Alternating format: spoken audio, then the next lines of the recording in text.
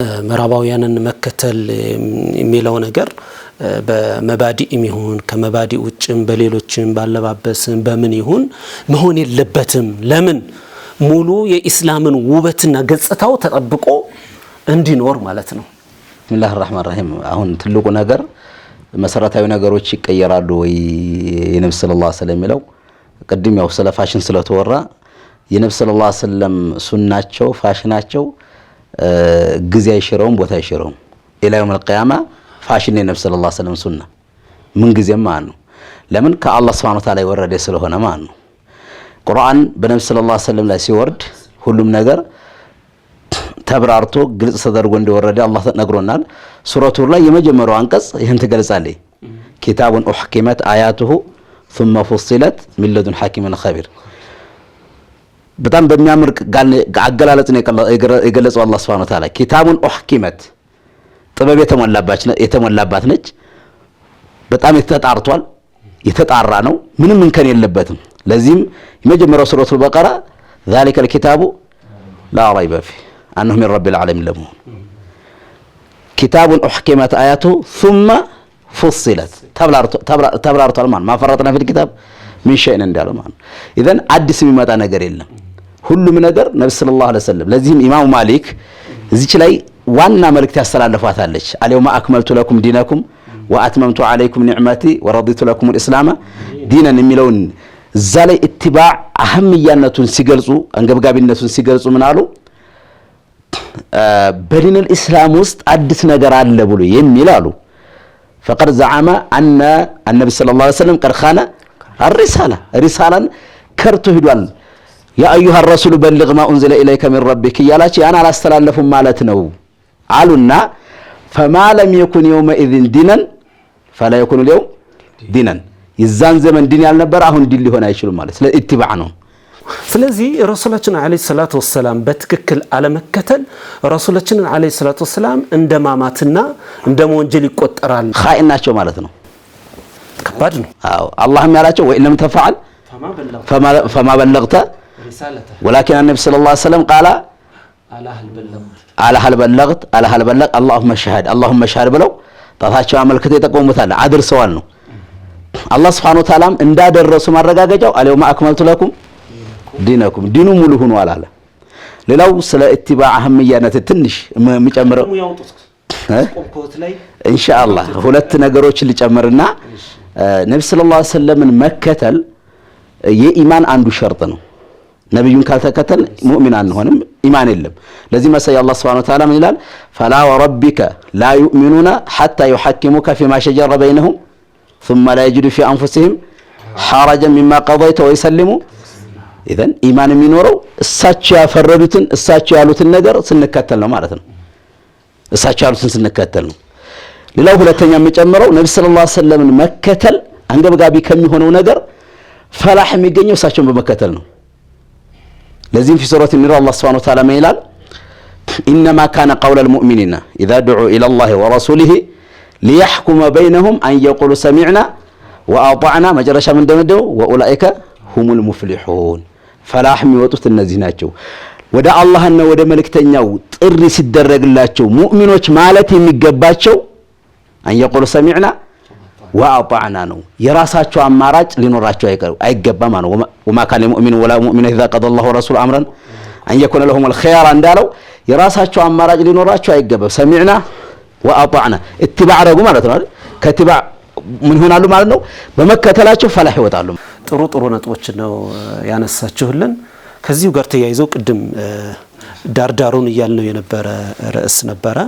ይሄ ከሱናን መከተል ከተሳሁል ጋር ተያይዞ በጣም አንዳንድ ወንድሞችና አንዳንድ ሰዎች በጣም ያቀልላሉ ማለት ለሱና ያለውን መከተል ላይ በጣም በሌላ ነገር ላይ ትኩረት ስላደረጉ ነው። በነገራችን ላይ ሌላ የራሳቸው ሆነ ጎል አላቸው። ሌላ የሚደርሱ የራሳቸው አላማ ስላላቸው ይሄ በሱናውን ይዞ ረሱላችን አለይሂ ሰላቱ ሰላም እየተከተሉ መሄድ ከዛ ካስቀመጡት ግብ ጋር አብሮ ስለማይሄድላቸው በዚህ በኩል ያለውን ነገር እያዳከሙ ይሄ እንዲህ ነው እያሉ የመሄድ ነገር ይስተዋላል እና ያ ደግሞ በራሱ ችግር አለው። እስኪ ሸህ በዚህ ላይ ምትሉ መርሐባ አሁን ዝሮ ሰቃፋነትን አስመልክቶ ብዙ ጊዜ አሁን ሱና መልቀቅ የመጣው ሰለጠን ከማለት ነው ሰልጥነን ዲን እናስተምራለን ከማለት የመጣ ነገር ማለት ነው እንደሚገባኝ አሁን ሌላው አካል ጋር ጎን በጎን መሄድ ያለብን በብዙ ነገሮች ማለት ነው ለምሳሌ በሚዲያ በየቦታው ቴሌቪዥን አክፍሮት ኃይል ይጮሃል አይደለም ሙስሊም ደግሞ ጎን በጎን የራሱን ስራ ይሰራል ማለት ነው በወሳኢሎች ይሄ ማለት ወቅታዊን የመጣ ወቅታዊን ይዞ ምን ተጠቀመው ነገር ነው ሌላ ግን ሱሪውን ዛታች ለቆ ጺሙን ሙልጭ አድርጎ ዲንን አስተምራለሁ ማለት ነብዩን አለይሂ ሰላቱ ወሰለም ሙኻለፋ ያደረገ ነው ማለት ነው ይሄ ተገቢ አይደለም በሌላ በኩል ኢትባአን ስንመለከት ቅድም ሼክ ሐሽም ያነሱት ነገር አለ ሌሎች አካሎችን መከተል በጣም ገርቷል አሁን ሙስሊሙ ላይ ለምሳሌ እኛ የሴቶች አለባበስ ሐቂቃ ሌሎች ላይ ቢሆን ኑሮ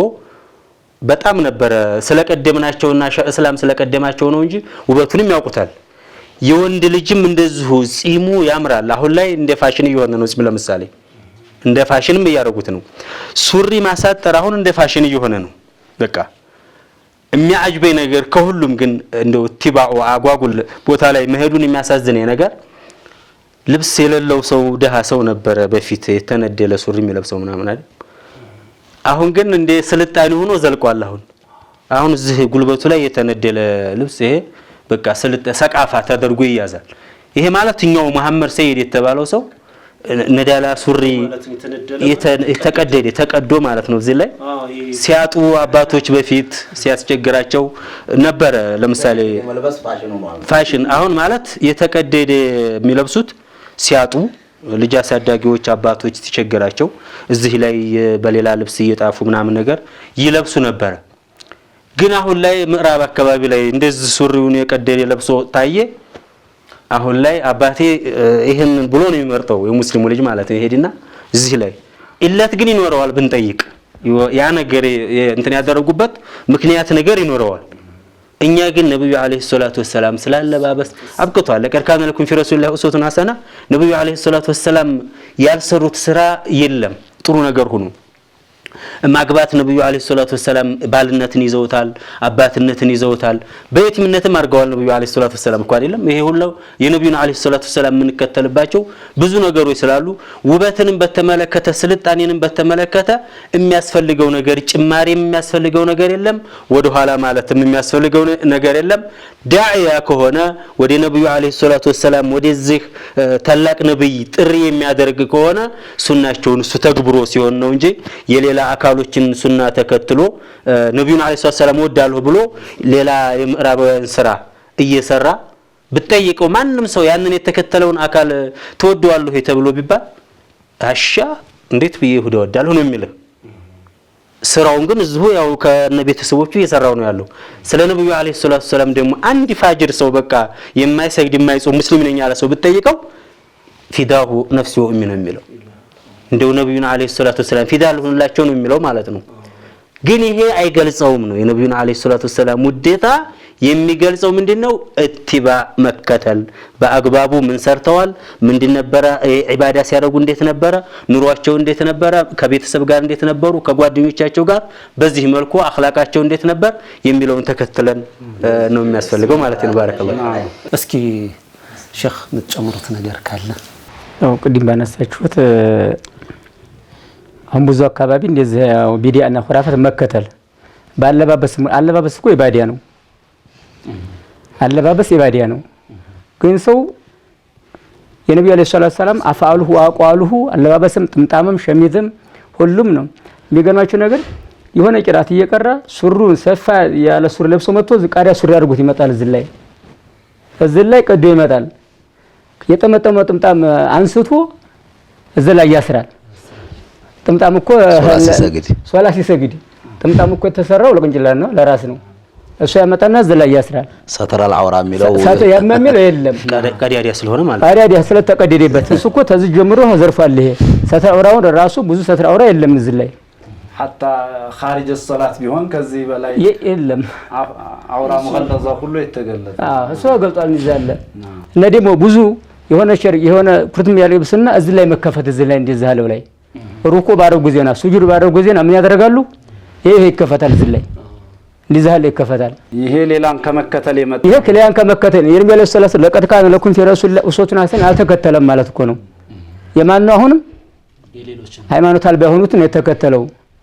እዚህ ላይ ግን ሼክ ማንሳት የምፈልገው ነገር ለዚህ ምክንያታቸው ምንድነው ማለት ወደዚህ ነብዩ ሰለላሁ ዐለይሂ ወሰለም አንዳንዶች አውቀውም ወይ ደግሞ ሌሎች ሳያውቁት ሙኻለፋ የሚገቡበት ምክንያት አንደኛ ትልቁ በሽታ እንደኔ ይህ እነዚህ ተቃፋን እናስተምራለን የሚሉ ሰዎች እጅ አለበት። ሁለተኛ ስትነግራቸው ራሱ እንደ ሐዲስ መረጃ የሚያመጡት አለ ማርዋሁ አቡ ሁረይራ ማለት ነው። አቡ ሁረይራ የዘገቡት ሐዲስ ላይ ኢነላህ ላ ينظر الى اجسامكم ولا صوركم ወደ አላህ Subhanahu Wa Ta'ala ወደ ሰውነት ቅርጻችሁና ወደ አካላችሁ አይመለከትም ولكن ينظر الى قلوبكم ወደ ልባችሁ ነው የሚመለከተውና ልባችን ደግሞ ንጹህ ነው የሚል ነገር መረጃ ይሄንን ሐዲስ አለ ቦታው ያስቀምጡታል።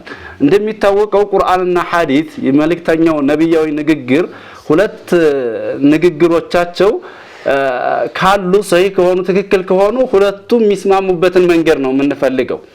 ይሄ ሐዲስ ነብዩ ሰለላሁ ዐለይሂ ወሰለም ሲናገሩት እንግዲህ ወደ ጅስማችሁ ወደ ቅርጻችሁ አይመለከትም ወደ ልባችሁ ነው። ግን ነብዩ ሰለላሁ ዐለይሂ ወሰለም ምን ብለዋል? ለምን እንረሳዋለን? አንዳችሁ ሰውነት ውስጥ ቁራጭ ስጋ አለች እሷ ከተስተካከለች صلح الجسد كله ሁሉም የሰውነት ክፍላችሁ ይስተካከላል ውጫችሁም ያምራል።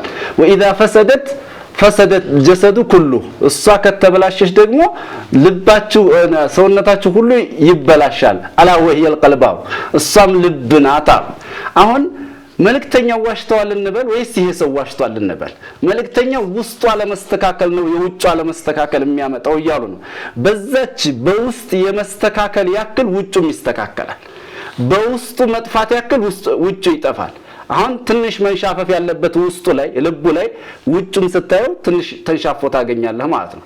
ውስጡ ሙሉስ ንጹህ ቢሆን نعم ما خالف النبي صلى الله عليه وسلم መልእክተኛውን አይቃረናቸውም። ልቡ ንጹህ ቢሆን ኖሮ መልእክተኛው የመጡበትን የአለባበስ ሁኔታ በተለይ ሐላልና ሐራም የገባበትን ሱሪ ምን መልበሱ ብቻ ሳይሆን ከቁርጭምጭሚት ውስጥ ውጭ መውረዱ እንደዚሁ የነብዩ ሰለላሁ ዐለይሂ ወሰለም አሳድጉ ማለታቸው ውስጡ የሆነ ነገር አለበት ይሄንን ውስጡን ይጠራጠር እንጂ መልእክተኛውን አይደለም።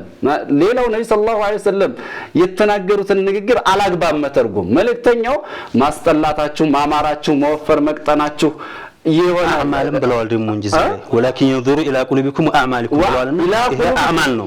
አማል ሚልም አለ ልብሱ አዕማል ነው። نعم አሁን እነሱ ቁልብን ብቻ ነው ያዙት ወደ ልባችሁ ነው የሚመለከተው አሉ። የልብ ተግባር ነው ግን ወደ ውጭ የሚንጸባረቀው። ሁለተኛ እንደዚህ መግበጡ ለምሳሌ አንድ ሰው መልኩ ቀይ መሆኑ ጥቁር መሆኑ ወፍራም መሆኑ ቀጭን መሆኑ ይሄንን አይመለከትም አላህ Subhanahu Wa Ta'ala። ግን እዚህ ቀጭን ሰውነት ላይ ወይም አጭር ሰውነት ላይ ወይም ጥቁር ሰውነት ላይ ያለው የዲን መገለጫ ይመለከተዋል። ምክንያቱም ሻዒሩላህ ለምሳሌ نعم ጥቁር ነው እና አቡ ጀህል አረብ ናቸው ቀይ ናቸው እና አቡ ጀህል ጀሃነም ናቸው። ቢላል የት ነው ያለው? ጀነት ነው ያለው። ኢላሸትም ማለት ተባለው ወደ ሰውነታችሁ ተክለሰውነት ወደ ተክለሰውነታችሁ አይደለም ነው ማለት ነው። ምክንያቱም ይሄ ሻዓር ነው። ሻዒራ ሚን ሻዓኢላህ ነው። እያንዳንዶቹ ነገር ሚን ሻዓኢር ዲን ነው። አሁን ይሄ ጺም ሻዒራ እኮ ነው። ሙስሊም መሆኑን የሚገልጽ ነው። አሳጥሮ ሲያይ ሙስሊም መሆኑን የሚገልጽ ነው። ኮፍያ አድርጎ ሲያይ ሙስሊም መሆኑን የሚገልጽ ነው። አላህ Subhanahu Wa Ta'ala ምን አለ? ወመን يعظم شعائر الله فإنها من تقوى القلوب የልብ ፍራቻ ያመጣው ነገር ነው። እሱ ግን ልብ ንጹህ ነው የሚለውሳ አላህ Subhanahu Wa Ta'ala ለልብ ፍራቻ ምልክት እስላማዊ መገለጫዎችን ከላይ መታየት ነው አለ። እሱስ ምን ዛዕም ያደረገ ነው? አይ አላህ የአላህን እኮ እንደማስተባበል ነው የሚሆነው።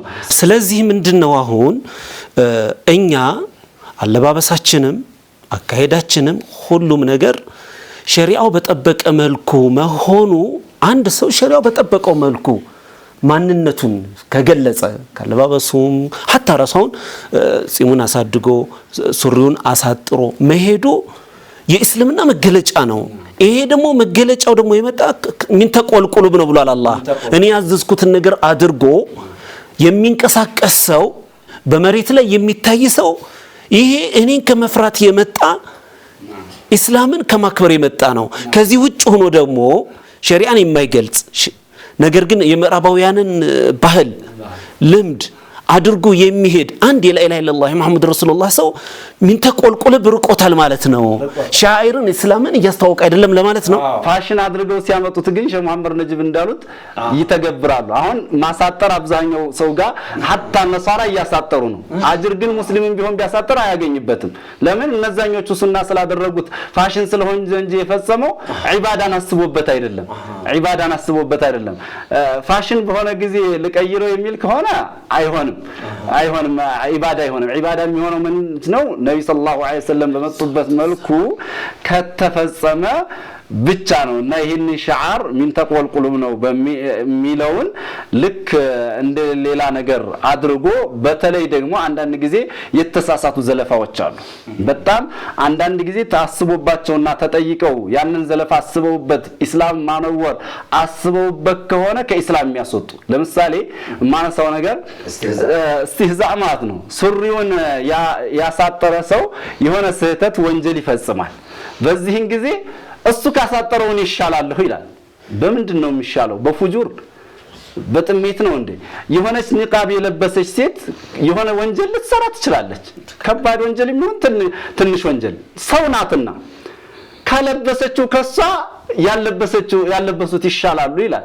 በምንድን ነው የሚሻሉት? በጥሜት። ይሄ በጣም ይሻላል ማለት ራሱ አላህ Subhanahu Wa Ta'ala የደነገገውን በአላህ ላይ አቃለሁ እንደማለት ነው። الله سبحانه وتعالى قل أتعلمون الله بدينكم بهايمانوتاچو اللهن ታስተምሩታላችሁ وهل يستوي الذين يعلمون والذين لا يعلمون الله ይሻላል ብሎ ያወረደውን ነገር ከገሌ ይሻላል። ሸخصيا አይደለም መወዳደር ያለበት። ማንንም ያቺ ያለበሰችውም ወንጀል ልፈጽም ትችላለች፣ እቺኛዋም ወንጀል ልፈጽም እንችላለን። እንደማንኛውም ወንጀል ፈጻሚ ነው ሊያዝ የሚገባው። ጥምጣሚ ወጠመጠመው ወንጀል ሊፈጽም ይችላል፣ ጺሙ ያሳደገው ወንጀል ሊፈጽም ይችላል፣ ሱሪ ያሳጠረው ወንጀል ሊፈጽም ይችላል። ግን ሱሪያ ካስረዘመው አይሻልም አይባልም። በጣም የተሻለ ነው። በዚህ ደረጃ በዚህ በአለባበሱ ደረጃ የተሻለው በአለባበሷ ደረጃ የተሻለች ናት። ይህንን አስበውበትና አውቀው ከሆነ ወደ ኩፍር የሚያደርስ ተግባር ነው። ሐታ ኢስላም በሪዳ የሚፈርድበት ነው ማለት ነው። ስለዚህ የሚገርመው ነገር ማለት ነው ይሄ የሚሰሩት ነገር መጨረሻ እሳት እንደሚያስገባ ማዕሩፍ ነው፣ ግልጽ ነው።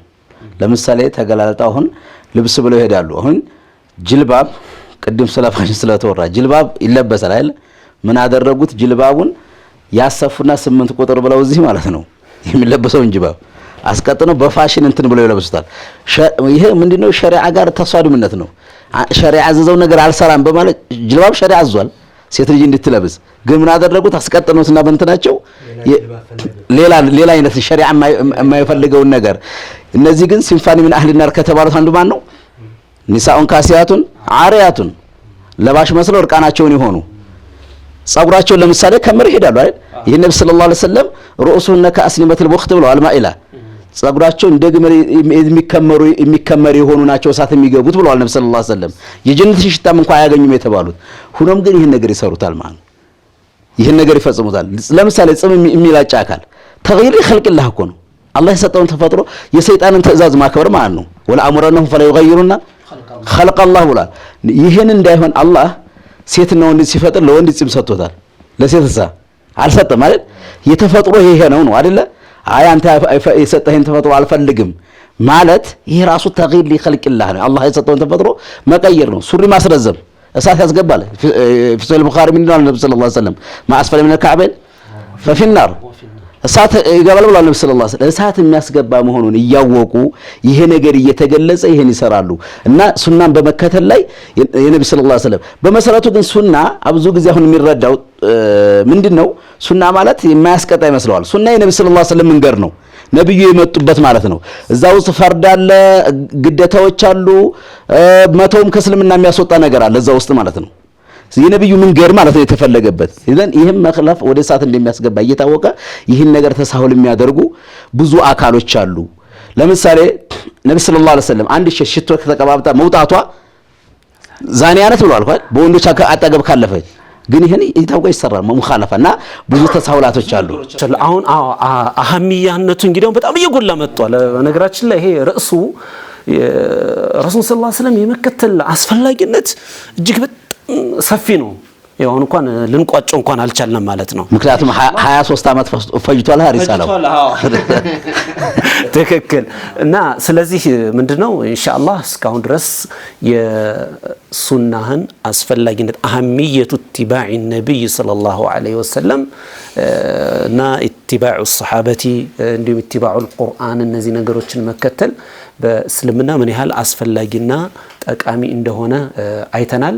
ከዚሁ ጋር ተያይዞ ደግሞ ረሱላችን አለይሂ ሰላቱ ሰላም መከተል ሰሃባዎችን መከተል ጥቅሙ ምንድነው የሚያስገኘው ፋይዳ ምንድነው የሚለውን ነገር ደግሞ ኢንሻአላህ በቀጣይ ፕሮግራማችን ላይ የምናየውናል። ኢንሻአላህ የተከበራችሁ የነሲሃ ቲቪ ተከታታዮች በረሱላችንን አለይሂ ሰላቱ ሰላም መከተል አስፈላጊነቱን በደንብ አድርገን ከመሻይኾች ጋር ስናይ ቆይተናል። ቀጣዩን ርዕስ ደግሞ በሚቀጥለው ፕሮግራማችን ላይ የምናየው ይሆናል። የዛሬውን እዚህ ላይ አበቃን። አሰላሙ አለይኩም ወራህመቱላሂ ወበረካቱሁ።